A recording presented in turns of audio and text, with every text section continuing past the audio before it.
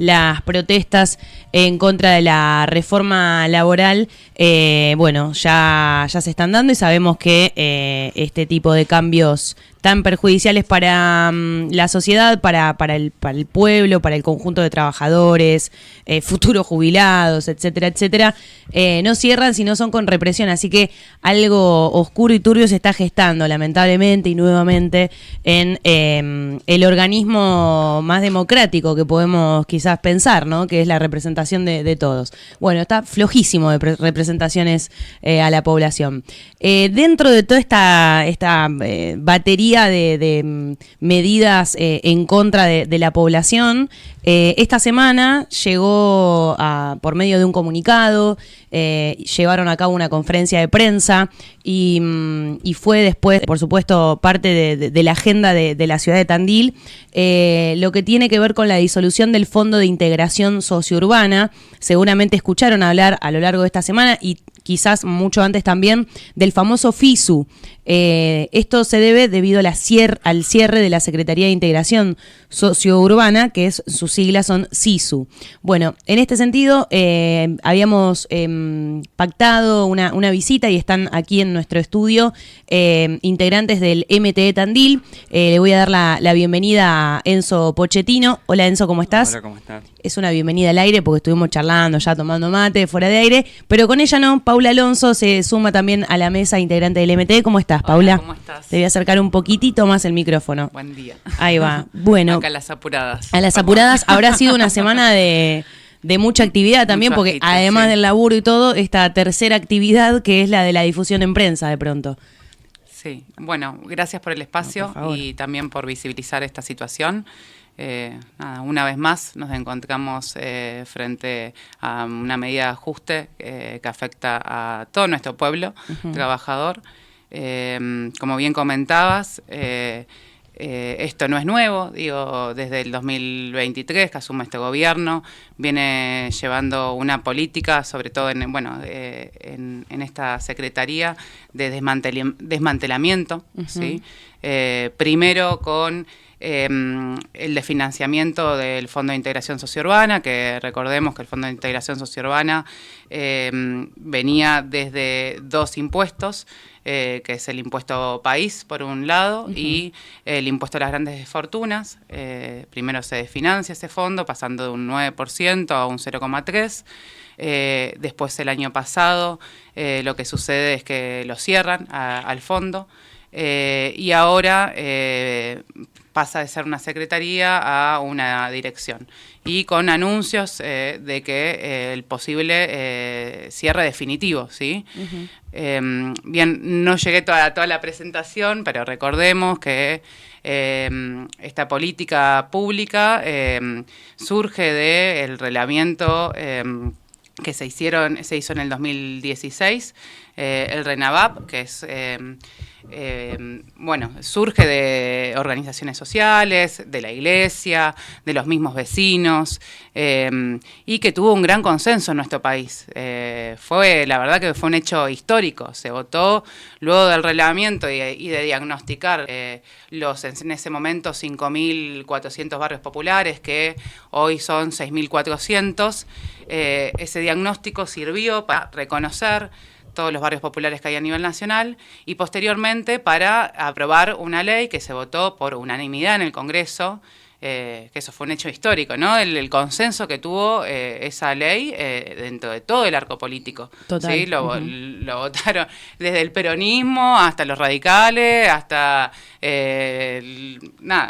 todo. Sí, total. Como ahora están votando cosas totalmente en contra, claro, y no se entiende para qué. Fue el consenso de poner al ser humano en el centro de la política, ¿no? Claro. Porque venía a garantizar no solamente el reconocimiento de los barrios, sino venía a garantizar que el Estado podía hacerse cargo de la integración de esos barrios. Exacto. Estamos hablando de obras fundamentales para la vida humana, que es el acceso al agua, el acceso a la cloaca, el acceso a una electricidad segura. No solamente eso, sino estamos hablando de extensiones de redes, de calles, de veredas, de instituciones para la primera infancia, claro, educativas, de salud también. que afectan, hoy son 5 millones de personas que viven en los barrios populares, ¿sí? Claro. Si bien en estos años, la verdad, se avanzó, fue histórico. En poco tiempo se hicieron muchísimas obras que llegaron a un montón de familias de esos barrios. Falta un montón. Las obras que se hicieron llegaron a un 10%. Digo, una política pública pensada, proyección, a 10, 15 años, ¿sí? Claro. Y bueno, esto la verdad afecta no solamente a las familias y a los vecinos que viven en los barrios populares, sino que afecta el trabajo de, bueno, cooperativistas como nosotros. Claro. Son casi 25.000 puestos de trabajo que se pierden, sino que también afecta a la comunidad en general, porque el impacto que tiene, ¿sí? El desmantelamiento de esta política pública termina repercutiendo en la salud, Total. en la educación, ¿sí? Digo, ¿cómo repercute en la salud? Digo, no tener agua, no tener cloaca, termina haciendo un impacto en la salud de la familia, que después son esas mismas familias, esos mismos pibes que se estalla el sistema sanitario de la localidad. Total. En la educación, digo, cómo se garantiza que esos pibes que viven en esos barrios puedan proyectarse en el sistema educativo, ¿sí? No podés salir del barrio cuando llueve, Claro. ¿sí? No tenés agua ni siquiera para bañarte. Digo, y a la vez, bueno, ¿qué pasa cuando nuestros territorios, cuando el Estado se retira? Claro. ¿Sí? Ya comenzando de la idea de que el Estado llega tarde ante y familias y casas que se construyeron sobre lugares que no tenían servicios básicos, bueno, es una necesidad, es, digamos, la idea de que la tierra no es accesible para todos, que el suelo está cada vez más privatizado y es más costoso acceder al mismo. Entonces ya el concepto de barrio popular es hablar de que el Estado llegó tarde, digamos, porque en realidad la gente tendría que ir a vivirse donde hay una extensión de red, donde hay cloacas, donde hay calles medianamente asfaltadas o hay un cordón cuneta, digamos, como para entender que... 40 años más tarde, estamos hablando Claro, del proceso de la dictadura. Claro. Tenemos como referente al Padre Mujica, Exactamente. defendiendo las villas y los asentamientos de la Argentina. Entonces es un retroceso todavía mucho más impactante, digamos, estar hablando de que ahora se financian este tipo de cuestiones. Una de las cosas que hablábamos también fuera de aire tenía que ver con que cuando suceden tragedias medioambientales, la gente aporta dinero y se juntan un montón de fondos, pero ahora estamos hablando como de adelantarse a esa situación o generar circunstancias seguras para los hogares, y está bueno también como poder transmitirle a la comunidad esto, me parece, ¿no? De, bueno, evitemos el incendio de pronto de casas, y eso se hace con instalaciones eléctricas seguras, que eran parte de lo que hacían ustedes. ¿Qué les tocaba, digamos, como actividades y como cooperativistas desde el punto de vista humano también? ¿Qué fue lo que les dejó esta experiencia? Nosotros ahí como, si lo puedo pensar como en algo más amplio y después ir achicándolo. Si lo pensamos como cooperativismo, como la cooperativa en sí, logró trabajo digno, salarios adecuados, formas de trabajo mejores en lo humano. Uh-huh. El rubro de la construcción en general es violento, es áspero. Entonces logramos generar otras lógicas de trabajo, otras dinámicas de trabajo, la formación de los compañeros y compañeras, sobre todo las compañeras que no eran del rubro, y la posibilidad de formar, no sé, tenemos compañeras electricistas, compañeras que hacen cloaca, compañeras que hacen durlo, que han pasado por todos los rubros posibles que pudimos aportar. Y eso, y la formación. Y después también la formación, si se quiere, o la introducción a la mirada política y gremial, que en la construcción está. Nosotros yo soy albañil de los 15, y históricamente para nosotros el sindicato, la gremialidad, lo que sea, es el enemigo, porque la patronal te hace creer eso. Claro. Porque cuando cae el sindicato, claramente te vas a parar la obra porque hay irregularidades. Uh-huh. Lo que vos crees es que son gente que te viene a cagar el laburo. Claro, exactamente. Y no interrumpir la jornada. El chabón que te da el laburo y que tiene que estar todo en regla. Eso si lo pienso en algo más chico, que es la cooperativa. Como movimiento a nosotros nos permitió como, ¿cómo sería? generar un trabajo que se denomina intersectorial. No es interdisciplinario, sino intersectorial, porque convivieron distintos sectores tanto de la economía popular como de la economía formal, como de la salud mental, como de todos los sectores.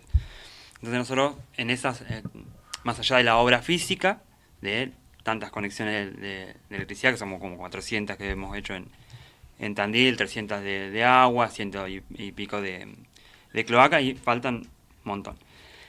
Nos permitió también eso, entrar en la parte que por ahí hemos hablado al principio, era lo humano, que es, bueno, no solamente la electricidad, bueno, que hay un montón de otras cosas, que es lo sanitario, que es lo emocional, incluso hemos acompañado procesos emocionales, no sé, nacimiento de alguien, de un niño en uno de los barrios.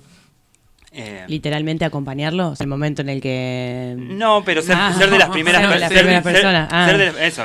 Además en un parto, o sea, como para que... No tanto, pero en el proceso previo y como claro. todo ese ahí... Terminás conviviendo con las familias también, siendo parte de... Y también eso, más allá de la obra, en esto de nosotros como MT, entrar desde otras, como por ejemplo como con Viento de Libertad, y trabajar la problemática de consumo que en los barrios populares todo decanta en, ¿no? Toda una infraestructura que se cae a pedazos, servicios que no tenés, toda una situación que termina te dan ganas ahí, de evadir el mundo, ¿no? Porque ahí claro. el Estado pasa a ser el narco. Claro. El rol que tendría que estar ocupando el Estado lo ocupa el narco. Entonces, nosotros llevando, si se quiere, una cuota de Estado a los barrios, terminas combatiendo esas cuestiones. Tomamos eso, que estamos, la tarea además es esto, aportar a generar comunidad organizada, a construir ese tejido social, ¿sí? Con esta articulación, digo, entre otras ramas también de la misma organización, pero también de instituciones públicas, ¿sí? Y también acompañando a la organización vecinal para demandarle muchas veces al Estado local lo que hace falta, ¿sí? Que le corresponde también al Estado local. O sea, aprender también a dialogar con, desde, bueno, la familia a la que le va a tocar ese día o esa semana o ese mes la obra, así como también con el Estado, digamos, en la ciudad, y decir, bueno, hay determinadas condiciones que también tienen que generar. Sí, o sea, y lo interesante es cómo se construye esa política, que es... no sé si es la única, ¿no? Pero, digo, ha sido ejemplo de construir una política pública de abajo hacia arriba. Digo, son los mismos vecinos que planifican también y deciden qué obras se hacen en los barrios, ¿sí? Eso iba a preguntarles. Sí. Bien. O sea, ¿se organiza la comunidad en términos de primera necesidad, de mayor urgencia, digamos, en la obra? ¿Sí? Fueron haciendo estas, por ejemplo, 300 instalaciones eléctricas, creo que dijiste. ¿Cómo se decidieron? Sí, el proceso es, mayormente hemos trabajado en los barrios que además la organización también tenía un recorrido, pero el proceso además de se relevaba vivienda por vivienda y se diagnosticaba la necesidad de cada vivienda. A la par se hacían asambleas barriales con todos los vecinos del barrio, donde ahí se ponía en común, bueno, cuál es la necesidad, la urgencia y también el deseo de las familias de lo que veían prioritario, ¿sí? No es que caía el señor Estado y decía, bueno, acá en el medio hay que poner una salita de, no sé, o una cancha para patinaje. Y bueno, no, los pibes no patinan, juegan al fútbol o están jugando al básquet, ¿se entiende? Sí. No es ajeno al barrio, sino que se construye desde los deseos, la mirada, nada, eso, es como hasta como una mini democracia participativa, diría yo. Sí. Totalmente. Sin entrar en lo morboso ni en la invasión de la privacidad ni nada por el estilo, pero no se las cuenta nadie a ustedes cómo se vive en los barrios o sea, tienen un conocimiento también adquirido como cooperativistas que se les otorgó esto de la convivencia. ¿Cuáles fueron las situaciones que se encontraron que dijeron, no puedo creer que, no sé, se haya vivido hasta este momento de esta manera? Que incluso quizás tiene que ver como con necesidades básicas, vos decís, che, a mí esto en mi casa no faltó nunca, o en la cuadra donde yo estaba no faltó nunca, y se vive de esa manera en algunos sitios de la ciudad, así acá.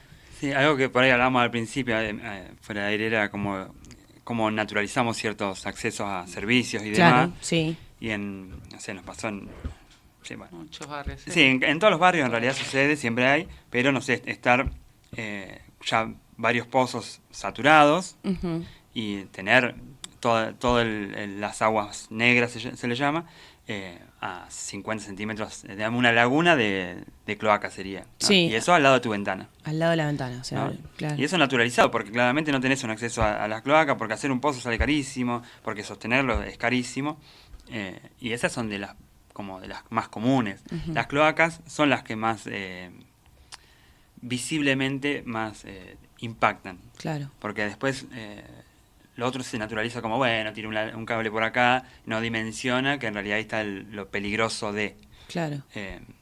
Pero sí, generalmente ha sido lo más chocante ha sido con las cloacas. Pero después sí, también eso, en verano no tener agua y tener que tener caminar agua. 3 cuadras Claro. para buscar un balde de agua. Sí, sí. Sí. Acá, en Tandil, no En Tandil, ni la no, en Tandil. No, en Tandil No, hay Tandil.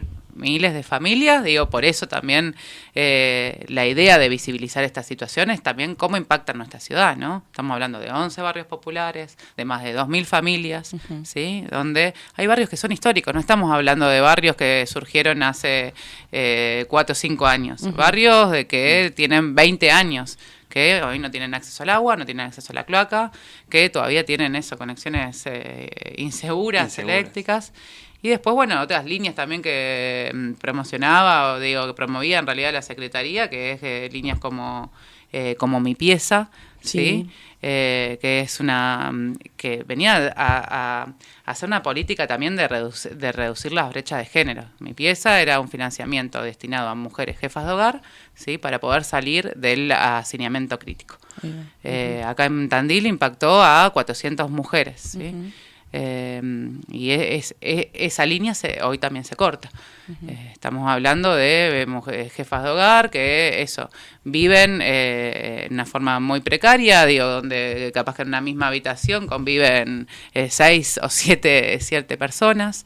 Eso permitió además generar mayor, también hasta autonomía económica, porque el financiamiento lleva directamente a la mujer y era la mujer quien planificaba y proyectaba esa obra. Claro. Y muchas veces el impacto también era hacia la economía misma del barrio. Digo, quien hacían esas obras era otro vecino que se dedicaba a la construcción, entonces lo contrataba, había un movimiento ahí económico, ¿sí? De generar trabajo. Esa obra la hacían con materiales del corralón cercano. Claro.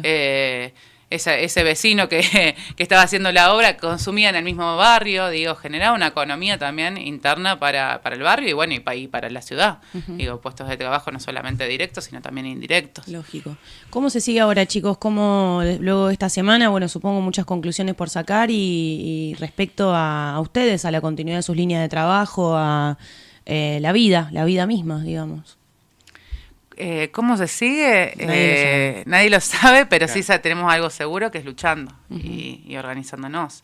No hay otra forma. Digo, ponerle freno a estas políticas que son deshumanizantes, que son crueles realmente. Que nosotros eso siempre decimos.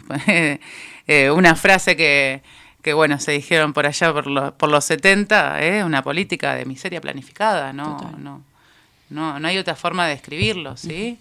Donde se está robando la plata del pueblo para transferírsela a unos pocos. Totalmente.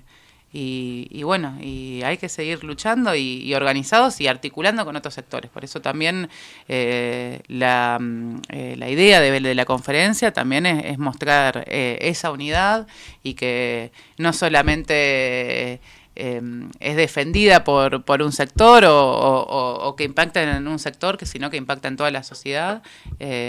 Y somos como así la construimos con ese gran consenso, seguirla defendiendo desde ese lugar.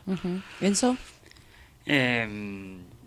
Sí, ahí es complejo, complejo. En realidad la gran dificultad ahora es sostener trabajo, porque también hay algo planificado ahí en donde si tenés que sobrevivir no podés organizarte.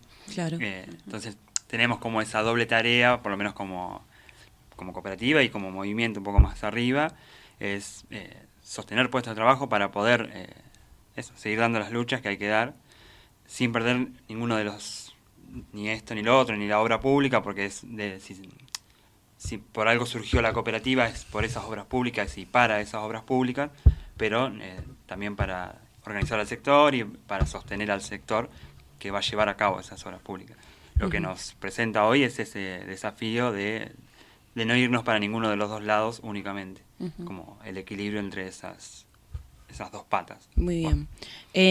Lejos de pensar en esas figuras que a veces venden las series y los programas de televisión del 13, de los punteros políticos, de esa gente que está en los barrios y que reparte garrafas a cambio de votos. Bueno, yo acá los estoy viendo, Enzo Pochettino, Paula Alonso, los conocen seguramente muchas de las personas que los han visto trabajar en estas obras y en estos cambios fundamentales. Están con sus uniformes de constructores, de constructoras, probablemente dentro de sus pertenencias también están sus herramientas, sus pinzas, sus palas y las mochilas que han traído. Tienen orgullosamente puesto, junto con Leo también, tienen orgullosamente puesto su uniforme del MTD, el Movimiento de Trabajadores Excluidos, para dejar de pensar en una idea acabada de, la gente que está en los barrios es únicamente la gente que quiere algo a cambio o que está pensando solamente, o que aparece en época de elecciones y esas cosas, lejísimos de todo eso, pero bueno, este discurso ha ganado y hoy tenemos que estar hablando de estas cosas. Por eso me gusta ponerle nombres y apellidos y me gusta ponerle también situaciones reales que nos han ido a compartir de alguna manera. Chicos, cada vez que necesiten difundir algo, al menos lo poquito que podemos hacer desde aquí, desde la radio, siempre bienvenidos y bueno, gracias por acercarse en esta oportunidad. Gracias a vos por el espacio y por la amabilidad a la hora de conducirnos para poder hablar con confianza. Viste que te dije que no, que está que soy buena al aire, soy buena. Muy buena. Enzo Pochettino, buena persona, ¿no? Después no sé si tan buena profesionalmente. Enzo Pochettino y Paula Alonso del MT Tandil. Muchas gracias, chicos. Muchas gracias.